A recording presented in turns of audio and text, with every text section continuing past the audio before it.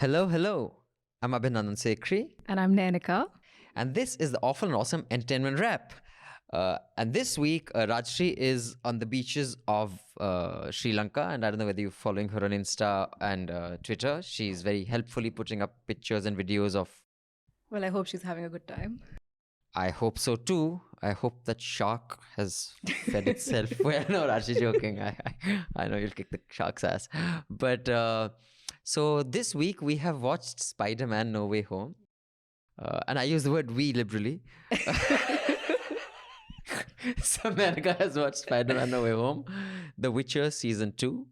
I have watched 2 episodes of Decoupled and I have watched a trailer of Gehraiyan. And in case you're wondering who Nanika is a subscriber who has been kind and gracious enough to co-host with me while Rajshri is out, because Rajshri is also going to be out next week.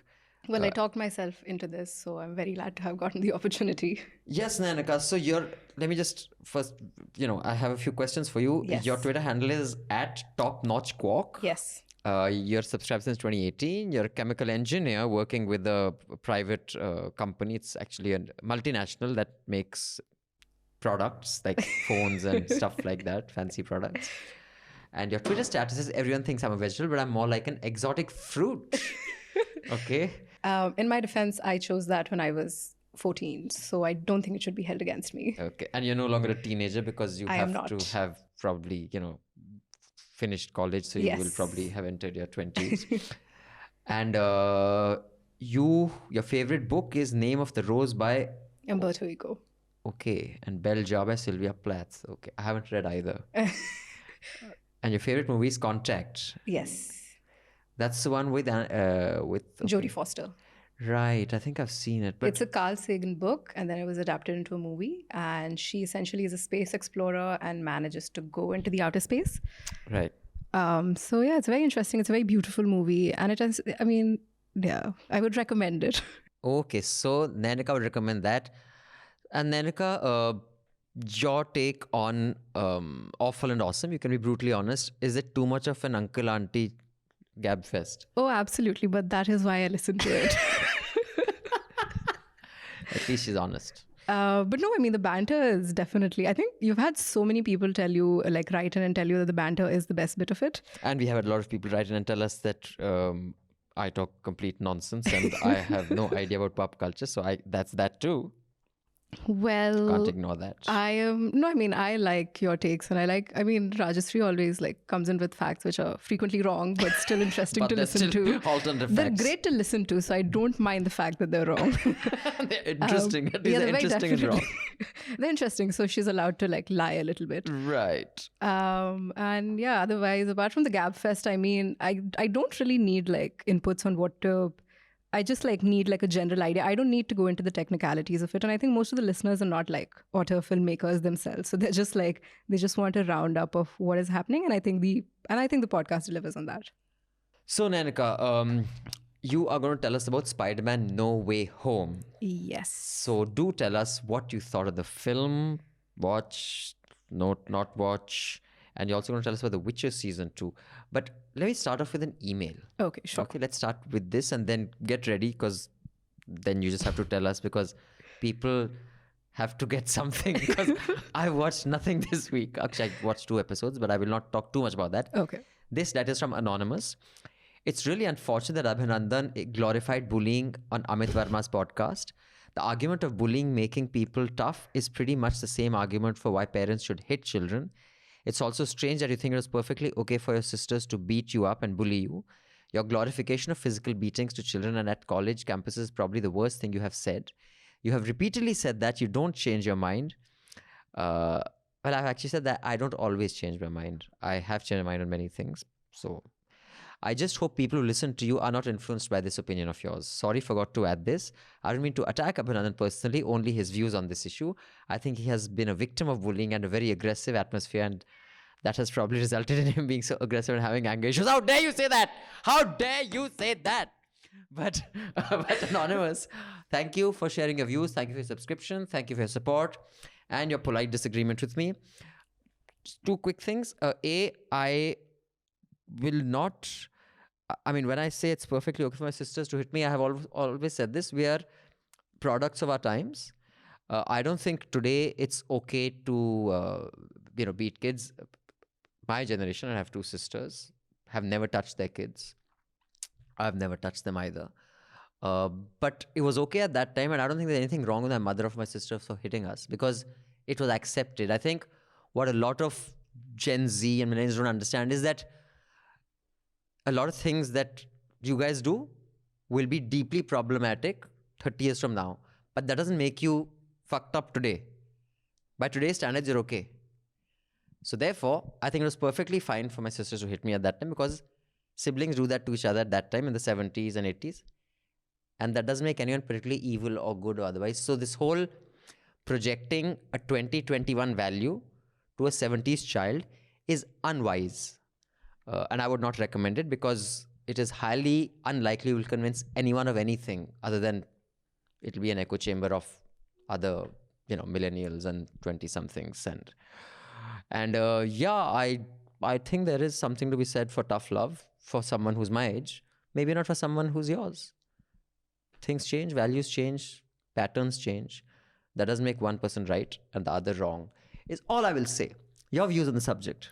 My reasons, you went to an all boys boarding school. So were you were you bullied there as well, or were you the bully there? Actually, I wasn't either, but at least I don't think I was either. But certainly some people may think I was bullied, but I was on the podcast he's talking about because I was extremely slight. I'm still not exactly, 100 kilos, but in school I was very tiny. So if my defense to anyone trying to mess with me was I was cruel with my tongue, I would just rip into a person. Which is what I think the current generations replaced it with, right? Like they don't beat people up, but they're frequently passive aggressive. It's just like, I went to an all girls school and there weren't as many physical brawls and nobody was beating each other up. But people were definitely cold and had the capacity to be passive aggressive, which I think is also just as detrimental. Is it toxic? Toxic. That's a new word.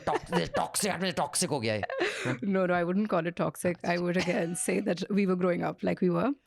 So yeah. Okay. And Arushi, a subscriber, says, Yes. Hi, hello, chhodiye, Jai Mata Di boliye. Thank you, Arushi, for the one-line email. Now, we shall learn all about this film that is bloody grossing some insane amounts. Nenka, tell us, and also while you're reviewing the film, kindly address that I, for all my uncle age, who will be 15 3 years, still love Marvel, X-Men, but Spider-Man films just I have not enjoyed a single Spider-Man film, but I have loved Batman Not films. even the 2002, like Tobey Maguire version. No, I've never enjoyed. Is he because like Spider-Man is too much of a runt and not like a traditional hero? I don't know what it is, but I've just never. I think nothing about the Spider-Man films has ever worked for me. But tell us about this one. I will preface this by saying that I'm not a Marvel fan and I haven't watched all the movies, so I don't have I'm not a fanatic. So I think my views of it might, if they're uncharitable, it's because maybe I'm ignorant about it. But the movie was, how do I say? I think the thing about Marvel movies that makes them so special is because they're a lot of fan service. The audience loves to be fan service. Okay, that means they're pandering to Yeah, fans. so the audience loves to be on an inside joke with the filmmakers, which I think isn't necessarily bad. It's just something that they enjoy. I was watching it in the theater and anything would happen on the screen and the audience would and you could clearly make out who had been there for long and their cheer or their groan. Or, there's clearly they were connected to the film in a way. It's like they were friends with the people on screen. Or maybe they were just suffering because of COVID.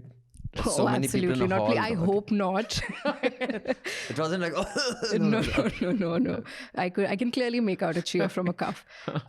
So it's clearly that's a lot of fan service. People like being in on the joke. So if you're a Marvel fan already, I don't think you're going to hate the movie. If you're not a Marvel fan, the opinion can obviously range over a wide spectrum. And you're not a Marvel fan. I am not a Marvel fan. But you don't dislike Marvel for that. You're... I don't hate them, but I will not spend my time or money on them. So why did you watch this one? On a friend's insistence. Okay. And what would a normal non-Marvel fan think of it? Let's hear. Okay, first of all, it is pumped full of CGI, which is... I remember watching Inception like many years ago and thinking, okay, the use of CGI here is interesting.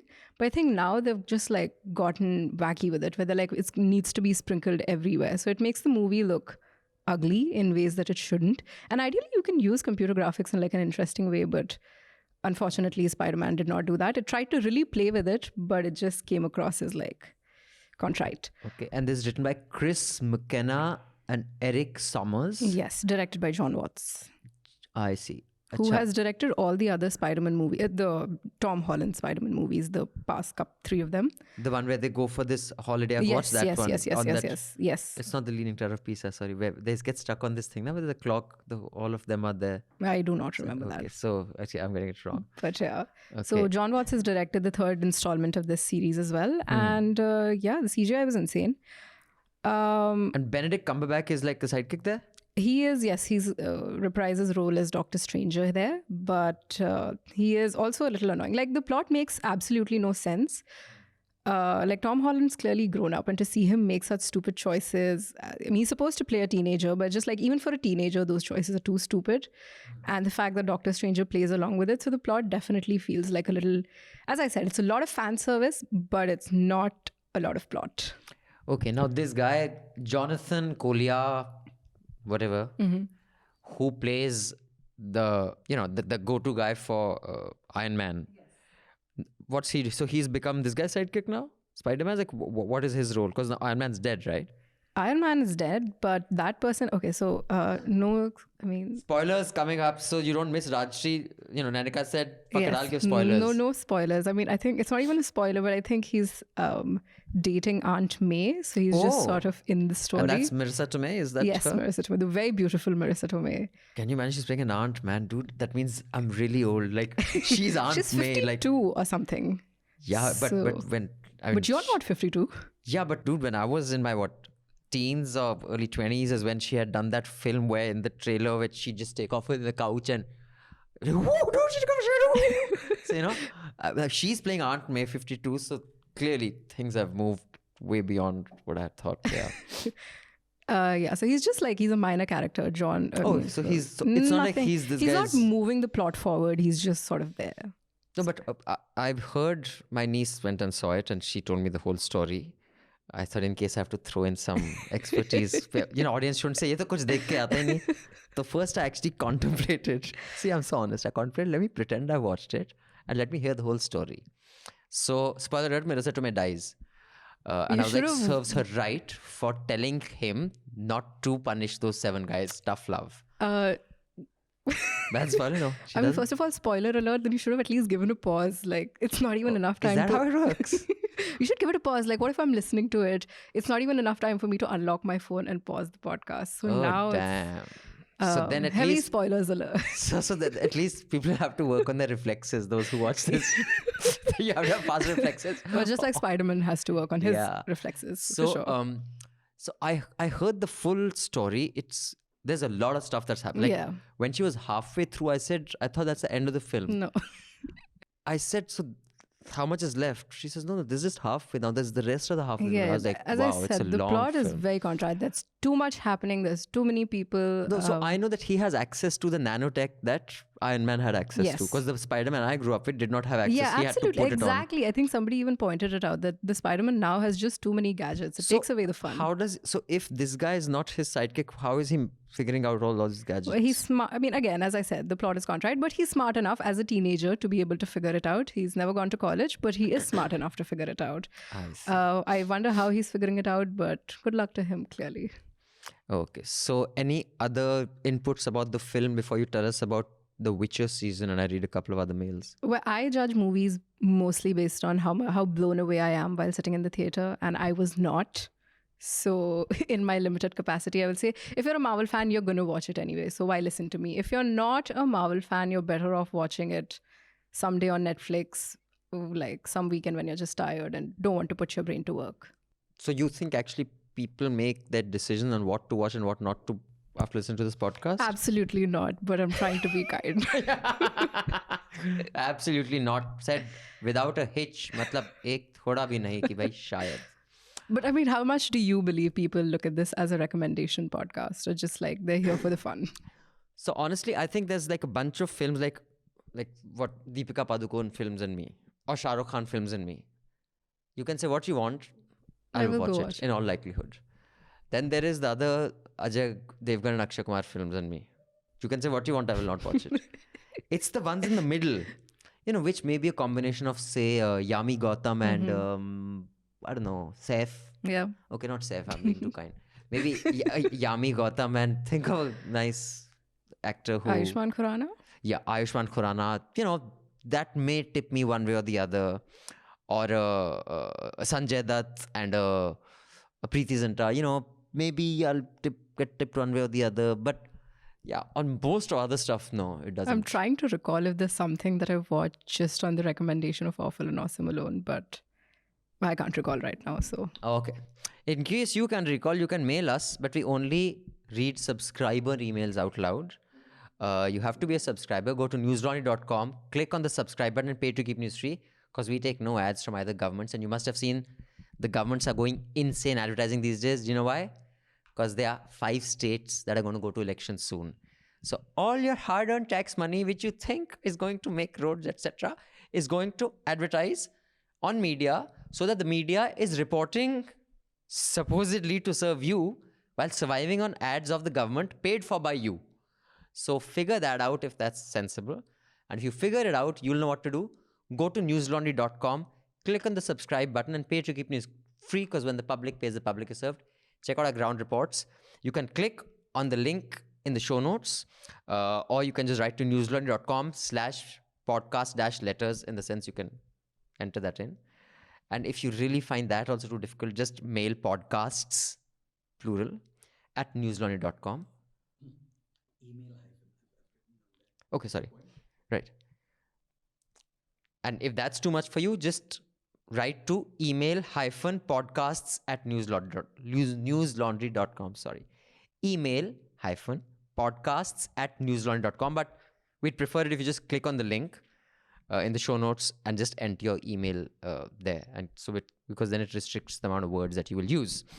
And also, by the way, we have Christmas coming up. Merry Christmas. Happy Christmas. Merry Christmas to you 2 too. days away. Yes. And to all of you, since you're going to be giving Christmas gifts, buy gifts from the News Laundry store, because not only will you get amazing gifts, you'll also be supporting journalism.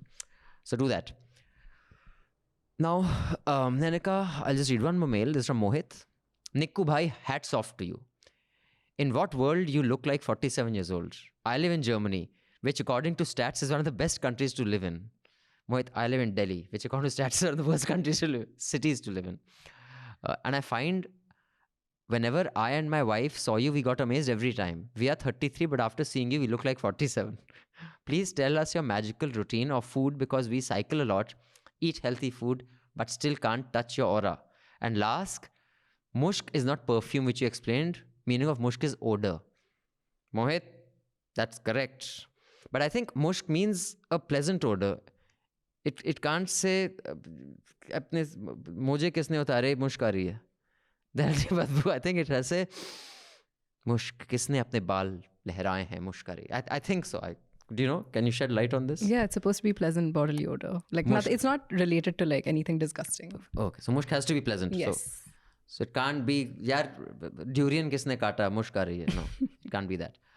So, no, yeah, it's just genes, yoga, as Baba Ramdev taught me, and just don't do anything too much of. Everything in moderation. On that note, the rest of the podcast is available in audio. Nanika is going to tell us all about all these other shows, which I haven't watched, and about what young 20-year-olds these days watch. So I'll also learn a little more. So do watch the rest of the podcast on any podcast platform and check out all other podcasts. Adios. We as a small team at News Laundry have been doing our best to bring you factual ground reports and podcasts and interviews to give you the best information possible at this point. It's more important than ever that you support us and that you help us fight the good fight.